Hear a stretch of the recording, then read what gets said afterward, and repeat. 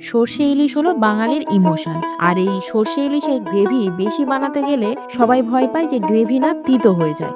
গরম ভাতের সাথে একবার এই পদ্ধতিতে সর্ষে ইলিশ বানিয়ে দেখতে পারেন।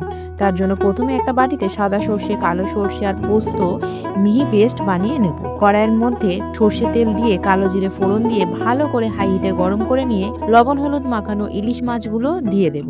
হালকা আঁচেই এপিঠ ওপিঠ হালকাভাবেই কিন্তু ভেজে নিতে হবে। সাথে চেরা কাঁচা লঙ্কা দিয়ে দেব। আর সর্ষে পোস্ত বাটাটা জলে গুলিয়ে এরকম ভাবে ছেঁকে নিয়ে ওই জলটাই ভালো করে গুলিয়ে নিয়ে মাছের মধ্যে ঢেলে দেব। স্বাদ মতো লবণ হলুদ দিয়ে হাই ফ্লেমে ফুটাতে হবে আর মাঝে মধ্যে একটু নাড়িয়ে চাড়িয়ে দিতে হবে। তিতোর ভাবটা কেটে যাওয়ার জন্য কয়েক দানা চিনি দিয়ে গ্রেভিটা ঘন হয়ে তেল উঠে আসলেই চেরা কাঁচা লঙ্কা, কাঁচা সর্ষের তেল আর জিরে মরিচের গুঁড়ো দিলে রেডি হয়ে যাবে সর্ষে ইলিশ। গরম ভাতের সাথে সার্ভ করুন অ্যান্ড এনজয়।